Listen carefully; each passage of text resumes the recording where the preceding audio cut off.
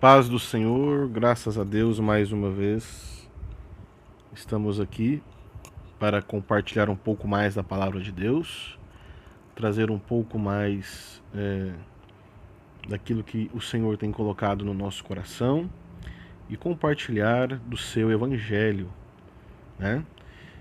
Nosso objetivo aqui é abençoar os irmãos, trazer edificação, aprender junto com a igreja, claro, sabendo que a vida cristã é um eterno aprendizado. Quando dizemos que somos discípulos de Jesus, estamos afirmando que somos pessoas que estamos na condição de aprendizes daquilo que o Senhor tem nos ensinar. O discípulo é aquele que está continuamente em busca de conhecimento, em busca de um aprendizado diante de Deus. Graças a Deus por isso. Bom, hoje a gente tem um texto aqui para nós lermos e compartilharmos, e a gente pode lê-lo aqui lá na carta de Romanos. Romanos capítulo 1, carta de Paulo aos Romanos. Romanos capítulo 1, versículo de número 16 e 17. Romanos capítulo 1, versículo 16 e 17. Romanos se encontra no Novo Testamento, né? Passa-se os 4 evangelhos, Mateus, Marcos, Lucas e João. Passa-se o livro de Atos, e aí nós entramos e encontramos então a epístola de Paulo aos Romanos. Romanos capítulo 1, versículo 16 e 17 nos diz o seguinte: Não me envergonho do evangelho, pois é o poder de Deus para a salvação de todo aquele que crê, primeiro judeu e também do grego, pois nele se descobre a justiça de Deus de fé em fé, como está escrito: o justo viverá da fé, ou pela fé. Esses 2 versículos aqui nós encontramos bem no início, né, dos escritos de Paulo dessa carta. Paulo escreve a carta aos Romanos, não é a sua primeira carta que ele escreve, né? Mas Paulo ainda não conhecia a igreja de Roma, ele passa a conhecer depois, mas antes dele ir para Roma, ele escreve essa carta aos Romanos para tratar de alguns assuntos importantes, principalmente o que nós lemos aqui no versículo 17, quando Paulo vai falar sobre a justiça de Deus baseada na fé, a questão da justificação. É interessante que a carta de Paulo aos Romanos ela tem uma importância ímpar na história bíblica e também na história do cristianismo, principalmente quando a gente vai falar sobre reforma protestante. Martinho Lutero, que foi o grande reformador, aquele que conseguiu realmente criar uma reforma, propor uma reforma para a igreja, e a partir dessa reforma trazer o cristianismo de volta às origens, de volta àquilo que realmente era condizente com a fé cristã. Martinho Lutero ele afirmava que a carta de Paulo aos Romanos era o livro mais importante da Bíblia, porque a carta de Paulo aos Romanos ela trazia uma exposição das verdades principais do Evangelho. Então, Martinho Lutero dizia que a carta aos Romanos ela era revolucionária nesse sentido. Ela foi revolucionária para ele quando ele entendeu o significado de crer em Jesus, o significado de viver o Evangelho, o significado de se justificar ou de ser justo através da fé em Cristo. Então, Martinho Lutero vai trabalhar principalmente nesse conceito de justificação pela fé, baseado em Romanos. Apesar de que também na carta de Gálatas a gente vai ver muito bem Paulo trabalhando esse conceito.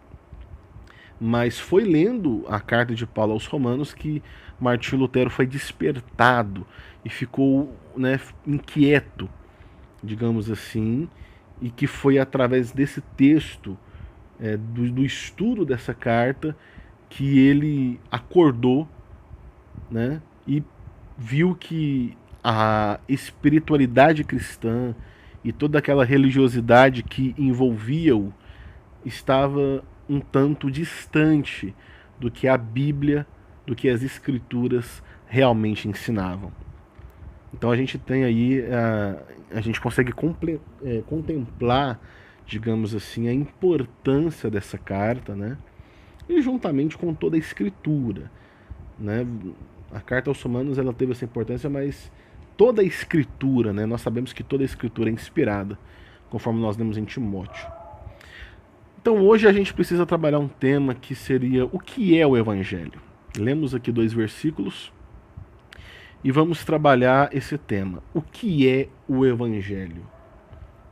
A gente sabe que a palavra Evangelho ela significa boas novas. O Evangelho é uma boa notícia. O Evangelho é uma palavra, é o grego, né? A gente traduz isso aí e a gente encontra justamente, né, o seu significado. O Evangelho é uma boa notícia, é a boa nova. Esse é o significado literal da palavra Evangelho. Boa nova, boa notícia. Mas o que é essa boa nova? O que é essa boa notícia? Enfim, o que é realmente esse Evangelho? Para que a gente possa compreender primeiro o que é Evangelho, vamos tentar compreender aquilo que não é Evangelho, principalmente fazendo uma aplicação na nossa realidade cristã de hoje. Que hoje a gente vê tanta coisa sendo chamada de Evangelho, mas eu penso que talvez nós nunca as pessoas estiveram tão distantes do verdadeiro significado e do verdadeiro sentido do Evangelho, né? Então, primeiro, o que não é Evangelho? O que não é Evangelho? Primeira coisa que a gente pode dizer que não é Evangelho é que o Evangelho ele não é um mito. O Evangelho não é uma fábula. O Evangelho não é uma lenda. Evangelho não é mito. Evangelho não é mitologia. É interessante que o mito ele parte de uma verdade, ele parte de um princípio verdadeiro, só que ele distorce esse princípio na tentativa de dar uma explicação para ele. Isso é um mito. O mito ele é uma tentativa de explicar uma verdade, mas distorcendo essa verdade. Todo mito que você encontrar, toda mitologia, vai partir de uma verdade. Só que ele vai, na verdade, querer explicar essa verdade, mas ele vai acabar distorcendo isso aí. Um exemplo prático. Vamos pegar a mitologia mais conhecida que a gente tem hoje, a mitologia grega.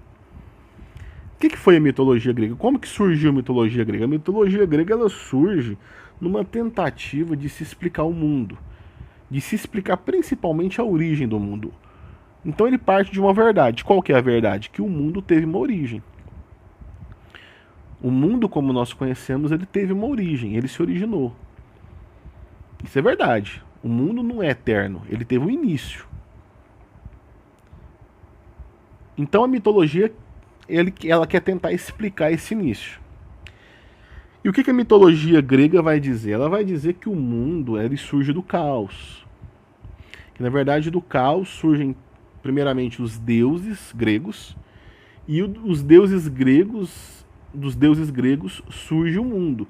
Aqui dando uma explicação bem simplória. Não é o nosso objetivo aqui aprofundar em mitologia grega, mas a grosso modo, né? A mitologia grega vai dizer isso. Do caos surge o mundo, surgem os deuses, e os deuses organizam aí e criam o mundo. Zeus, Afrodite, Netuno, né? Hermes, os deuses lá da mitologia grega. A gente sabe que não foram os deuses da mitologia grega que criaram o mundo, porque os deuses da mitologia grega não existem. Então, isso é mitologia. É uma tentativa de se explicar uma verdade, mas, na verdade, né, você distorce aquilo ali. Você tenta explicar uma coisa real, só que você distorce a verdade criando aí algo que não existe. Isso é mitologia. Então o evangelho, ele não é uma mitologia. O evangelho, ele é uma verdade e ele só se pauta por verdades. E quais são essas verdades? A verdade da salvação, a verdade de que o pecado existe, que o homem precisa ser salvo, a verdade de que Deus é amor, a verdade de que o amor, ele vem de Deus e nós amamos uns aos outros por causa desse amor de Deus que está em nós. Então, o evangelho, ele vai partir de verdades e não de mitos. Então, evangelho não é mito, evangelho não é lenda e nem fábula e nem invenção humana. Segunda coisa que o evangelho ele não é, o evangelho ele não é um meio e nem uma forma de se enriquecer de forma ilícita. É complicado tocar nesse assunto porque muitas pessoas hoje estão fazendo do evangelho seu negócio. Muitas pessoas hoje estão transformando o evangelho em um negócio, né? Transformam a fé cristã em um negócio que precisa ser lucrativo para elas, né? Então isso é um pouco complicado, porque a palavra de Deus, ela diz que nós não podemos servir a dois senhores. Então, uma pessoa que usa do evangelho para enriquecimento, uma pessoa que usa do evangelho para explorar a fé alheia e ter lucro disso, ela não está servindo a Cristo, ela está servindo a um outro tipo aí de entidade que Jesus chamou de Mamon.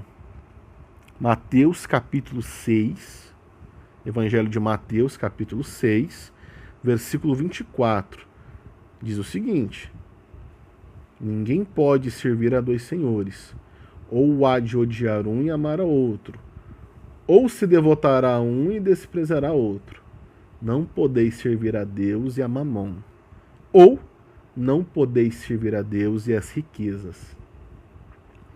Mamon, meus irmãos, é o dinheiro elevado na categoria de Deus. É quando o dinheiro ele se torna o alvo da minha adoração e o objetivo final da minha vida. Quantas pessoas hoje vivem e usam o evangelho para esse fim? Usam o evangelho para se enriquecer, usam o evangelho com fins escusos, enganando pessoas, ludibriando pessoas. E quantas pessoas também, baseado em doutrinas erradas, como teologia da prosperidade, né, por aí vai, quantas pessoas estão frequentando igrejas hoje com pensamentos errados, com conceitos errados. A pessoa não está indo na igreja porque ela é nascida de novo. Ela não está indo na igreja para ter comunhão com Deus e com o irmão. Ela está indo na igreja porque ela quer ser próspera. Ou seja, ela quer enriquecer. Ela hoje oferta e dizima porque isso é uma moeda de troca com Deus. Então ela transforma dízimos em ofertas em algo mercantilista, porque depois ela pode cobrar de Deus para Deus abençoar ela com prosperidade. E aqui o conceito de prosperidade também é distorcido. A gente pode depois montar um estudo sobre o que é a verdadeira prosperidade, né? É uma série de coisas. Só que hoje as pessoas acreditam e acham que prosperidade é somente coisas materiais, bens materiais. Então a gente vê vários pastores, líderes e mais líderes que estão mercadejando a palavra de Deus, que estão agindo e enriquecendo, pregando um falso evangelho. Então, evangelho não é isso. Evangelho não é um meio de você ficar rico. Evangelho não é um meio de você ficar próspero. Evangelho não é um meio de você barganhar com Deus. Não existe barganha com Deus, né? Então, isso não é evangelho. Da mesma forma que o evangelho não é um mito, o evangelho não é um meio de você enriquecer. Outro ponto interessante é que o evangelho ele não é uma prisão. O evangelho ele não vem para prender você a nada. Antes disso, o evangelho ele tem um propósito firme de te trazer e de nos trazer a liberdade. A verdadeira liberdade que se encontra na pessoa de Jesus. Existem religiões, existem fés, pensamentos e crenças que aprisionam as pessoas. O evangelho ele vem totalmente contra isso. O evangelho ele vem para trazer liberdade. Carta de Paulo aos Gálatas, capítulo 5. Carta de Paulo aos Gálatas, capítulo de número 5, versículo 1. Diz o seguinte: Cristo nos libertou para que sejamos de fato livres. Estais, pois, firmes e não torneis a colocar-vos debaixo do jugo da escravidão ou da servidão. Então, Cristo nos libertou. Então, o evangelho não vem para prender você com regras, com rituais. Não, o evangelho é uma liberdade que você tem. Uma liberdade para seguir a Cristo. Então, o evangelho não é prisão. O evangelho é liberdade. E tem pessoas que muitas vezes parece que transformam o evangelho numa forma de prisão, numa forma de, né? E não é por aí. O evangelho é o oposto disso. O evangelho, você conhece a verdadeira liberdade em Cristo. E só existe liberdade na pessoa bendita de nosso Senhor e Salvador Jesus Cristo. Então o evangelho nunca é uma prisão. O evangelho não é mito. O evangelho não é um meio de negócio ou de se enriquecer. E o evangelho não é prisão. Mas então o que é o evangelho? O que realmente significa essas boas novas? O que realmente significa esse conceito do evangelho? Então, para a gente entender o que é o evangelho, a gente tem que entender primeiro o seguinte: qual é a nossa condição? A condição do ser humano, Paulo, ele diz que a nossa condição, a condição da humanidade, é a mais triste possível. Então, se você virar a página aí e ir lá para Romanos capítulo 3, partindo aí do versículo 9, nós vamos encontrar a condição da humanidade. Nós vamos encontrar como que a humanidade se encontra. Principalmente se a gente ler o versículo 10 a 12, mas vamos ler aqui. Vamos ler aqui o versículo 10 que diz o seguinte, de Romanos 3. Como está escrito, não há um justo nenhum sequer. Não há ninguém que entenda. Estou lendo o 11 já. Não há ninguém que busque a Deus. Vamos ler o 12 também. Todos se extraviaram e juntamente se fizeram inúteis. Não há quem faça o bem. Não há nenhum só. Interessante é que Paulo aqui ele está trazendo uma verdade sobre a questão humana e sobre como que o homem se encontra, o estado do ser humano. E aqui a gente chama isso de doutrina da depravação total. O que é a doutrina da depravação total? É a doutrina que nos diz que o ser humano, que o homem, ele pecou contra Deus e ele se afastou de Deus e ele não tem condições de se achegar a Deus por si só. Então ninguém pode dizer que consegue chegar até Deus pelos seus próprios méritos, dizendo ser merecedor de alguma coisa. Olha, eu sou muito bom, eu sou justo, eu posso chegar até Deus por mim mesmo. Não. O que nós lemos aqui que Paulo está dizendo, e se nós formos analisar não somente nessa passagem, mas em outras passagens, em outros textos bíblicos, é que o ser humano ele não tem a menor condição de se achegar até Deus por si só, e nem por meio de outro semelhante a ele. Ele não existe isso. Então o Evangelho ele traz uma verdade, que a primeira delas é que todos nós estamos debaixo do pecado e que precisamos da ajuda de alguém para chegar até Deus. Então, o que é o Evangelho? Primeira coisa, o Evangelho é você compreender que existe um caminho de volta para Deus. Existe um caminho que faz com que você volte para Deus. Mas esse caminho é aonde? Esse caminho é o quê? Esse caminho é quem? Esse caminho é aquilo que nós lemos na Bíblia. Esse caminho é Jesus.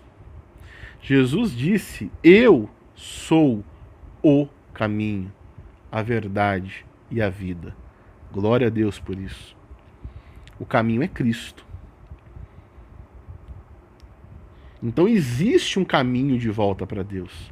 Mas esse caminho é Jesus, é passar por Jesus. Por quê?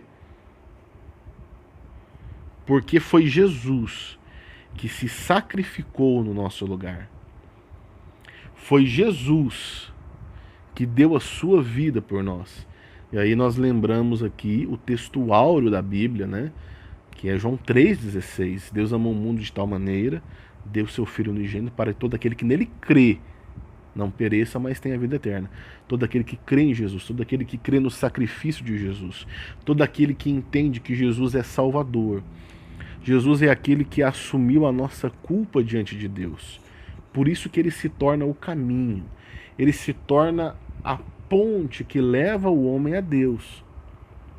Nenhum outro líder religioso ou nenhuma outra figura religiosa da história vai dizer ser a verdade.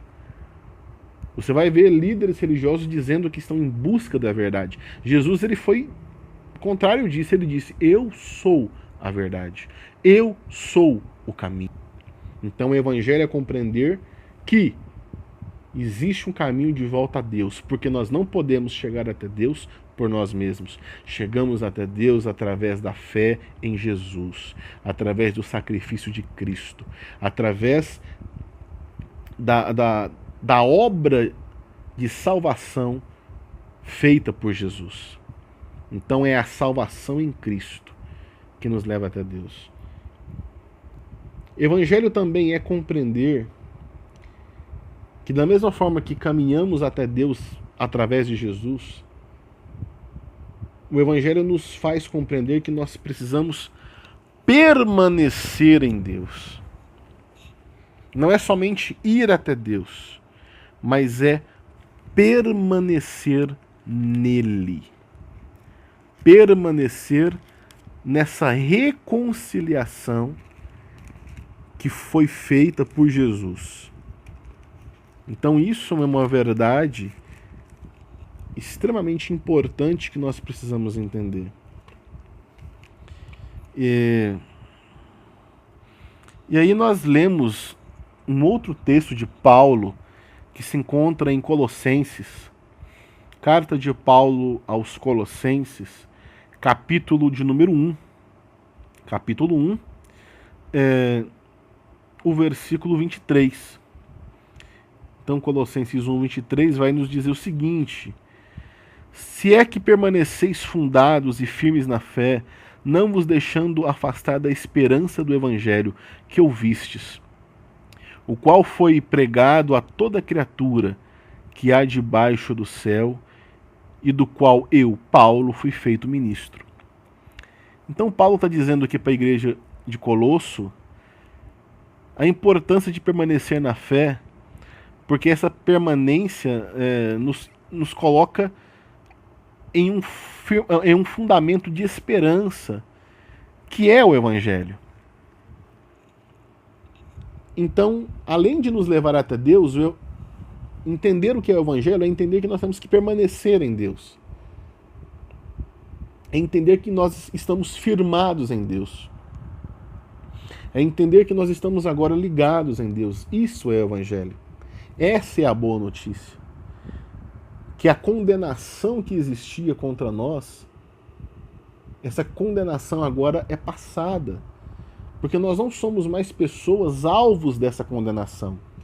Essa condenação que é consequência do pecado, ela não está mais sobre nós, porque nós estamos agora debaixo da graça de Deus. Por quê?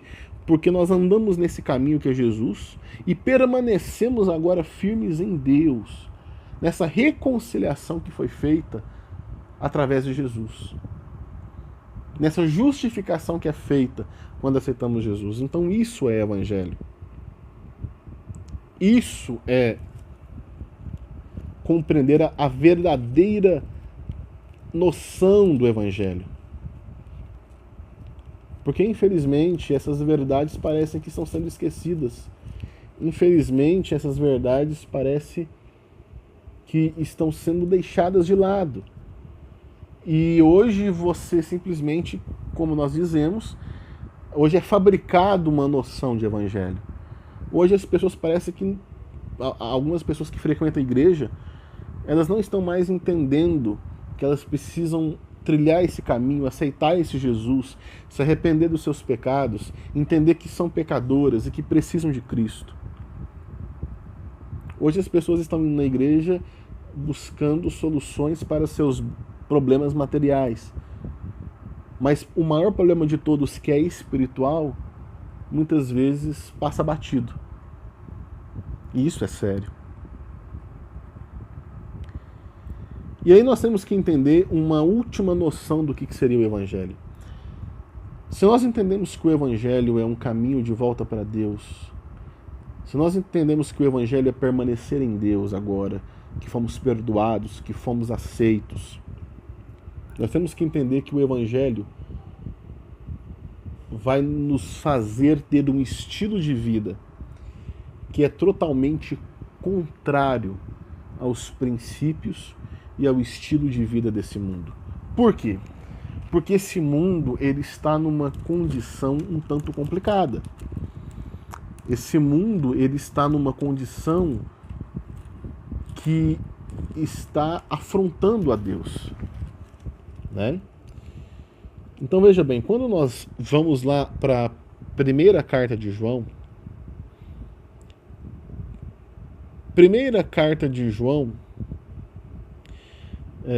capítulo 2, 1 João capítulo 2, versículo de número 16. 1 João 2,16. Olha o que João escreve na sua epístola. Ele escreve o seguinte no versículo 16: pois tudo que há no mundo, a concupiscência da carne, a concupiscência dos olhos e a soberba da vida, não é do Pai, mas do mundo. É interessante que a Bíblia, quando ela fala de mundo, ela usa algumas acepções diferentes. Nós vamos encontrar algumas nomenclaturas diferentes para mundo. Então, nós vamos encontrar, em algumas partes da Bíblia, quando vemos o texto, a palavra mundo, a gente vai entender que em algum lugar, aquele mundo ali pode estar referindo a pessoas. Quando lemos João 3,16, por exemplo, Deus amou o mundo, ali está dizendo que Deus amou as pessoas, Deus amou o ser humano. O mundo ali é no sentido de humanidade, né? Quando lemos, por exemplo, lá em Isaías 34:1, nós vamos ver que lá em Isaías 34:1 a gente vai ter um conceito de mundo natural, de natureza, né? Mundo de natureza, né? Agora, quando nós lemos aqui em João, e quando nós lemos também, por exemplo, em Romanos capítulo 12, versículo 2, não vos conformeis com esse mundo. Mundo aqui está dizendo como um sistema de iniquidade e de valores contrários à palavra de Deus. O mundo aqui de 1 João 2,16 é um mundo que está pautado pela concupiscência da carne. É um mundo que está pautado pela vontade pecaminosa. É um mundo que é pautado pelas trevas. É um mundo que é pautado por valores ou por princípios que, digamos assim, afrontam a Deus. afrontam principalmente a santidade de Deus. É um sistema caído. Então nós temos que compreender que o Evangelho, ele vai nos dar uma consciência de que nós temos que ter um estilo de vida que vai contra os princípios e contra esse sistema dano, esse sistema da iniquidade. O que opera no mundo? O que o mundo valoriza? Quando você olha para a sociedade e você olha para alguns setores da sociedade, estética, né? Por exemplo, você vai ver economia também, você vai ver que o mundo, ele, por exemplo, na parte estética, o mundo ele vai valorizar sempre a aparência e nunca o conteúdo. Ele vai julgar sempre pela aparência, independentemente se o conteúdo é bom ou não. O mundo ele vai valorizar sempre o eu, o egoísmo, o hedonismo. Eu, sendo que o Evangelho ele valoriza o nós, o compartilhamento, a comunhão com os santos. O mundo valoriza o eu, né? O mundo, na parte econômica, vai valorizar sempre o lucro acima de tudo. Independentemente se você tem que passar por cima de alguém, independentemente se você tem que explorar ao máximo quem trabalha para você, independentemente que você tenha que, muitas vezes, agir de forma indigna, mas o lucro é acima de tudo. Esses princípios, eles não são aplicados no reino de Deus. Essa lógica, ela não pode ser aplicada no Evangelho. O Evangelho ele é contra isso. E o Evangelho ele vai criar em nós uma consciência diferente, uma consciência de que somos novas criaturas e que vivemos um estilo de vida agora diferente. Por quê? Porque nós estamos andando em Cristo. Se formos lá para a carta de Paulo novamente aos Colossenses, capítulo 2 agora. Colossenses capítulo 2, versículo 6. Nós vamos ler o seguinte: portanto, assim como recebestes a Cristo Jesus, o Senhor, assim também andai nele. Se a gente quer realmente andar em Jesus, os nossos valores agora são os valores do reino de Deus. Nós amamos o próximo. Nós amamos uns aos outros. Nós obedecemos a palavra de Deus. Nós honramos nosso pai e nossa mãe. Nós respeitamos a nossa esposa, nossos filhos. E aí, complementando ainda mais, continuando em Colossenses, agora indo para o capítulo 3, nós entendemos perfeitamente o que Paulo está querendo dizer. E aqui a gente encontra mais uma verdade do Evangelho. Colossenses 3, versículo 1 diz o seguinte: portanto, se fostes ressuscitados com Cristo, buscai as coisas que são de cima, onde Cristo está assentado à destra de Deus. Vamos continuar lendo aqui o 2 e o 3. Pensai nas coisas que são de cima e não nas coisas que são da terra, pois morrestes e vossa vida está oculta em Cristo em Deus. O que Paulo está querendo dizer aqui? Paulo está querendo dizer o seguinte: o seu objetivo maior na vida tem que estar lá no céu. Isso não quer dizer que você não tenha que ter planos aqui na terra. Isso não quer dizer que você não tenha que fazer planos, planejar sua vida, trabalhar, estudar. Não, não é isso que Paulo está dizendo. Paulo está dizendo o seguinte: o seu objetivo maior tem que estar lá no céu. Você tem que pensar primeiro naquilo que vem do céu. E você não tem que pensar só nas coisas que são da terra. Você não tem que focar nessa vida aqui, porque isso aqui vai passar. Isso aqui vai passar. Você não tem que andar agora baseado nos valores desse mundo mais. Esse mundo materialista. Esse mundo que só se pauta pelo prazer. Esse mundo que não renuncia a nada. Acabou. Não é isso mais. Por quê? Porque você está morto. O crente, ele está morto. Ele está morto para esse mundo. O Evangelho matou o velho homem e nasceu agora uma nova criatura que vive em Deus. Então isso é Evangelho. Isso é a boa nova. É entender que existe o caminho de volta para Deus. e que nós, como pecadores, precisamos entrar por esse caminho, que é Jesus. E depois temos que permanecer nesse caminho, se firmar nele e ter agora um estilo de vida totalmente oposto aos valores do mundo. Então isso é o Evangelho. Não é algo de forma alguma complexo, não é algo de forma alguma difícil, não é algo de forma alguma além da nossa capacidade. O Evangelho é simples. O Evangelho é a verdade de Deus para o homem. Infelizmente, como já dissemos aqui, existe uma corrupção do conceito de Evangelho. Existe uma distorção da verdade do Evangelho. Propagada, divulgada. Mas nós que conhecemos o Evangelho, que conhecemos a palavra de Deus, temos que nos firmar nela. Temos que viver ela, viver essa ideia, viver esse conceito, viver essa palavra. E entender que o mundo vai continuar sendo esse mundo aí. Mas nós temos a luz de Cristo e nós temos que brilhar nesse mundo aí. Enquanto as trevas estão aí mais escuras, que a luz de Cristo brilhe mais forte a cada dia em nossas vidas. Que a cada dia o Senhor Jesus seja glorificado em nós. Que a cada dia possamos resplandecer esse Evangelho. Que a cada dia possamos anunciar esse Evangelho. Que a cada dia possamos viver esse Evangelho. Que a cada dia possamos entender que é esse Evangelho que nos sustenta, que é essa verdade que liberta, que é isso que faz a diferença. Isso é de extrema importância para nós nos dias de hoje.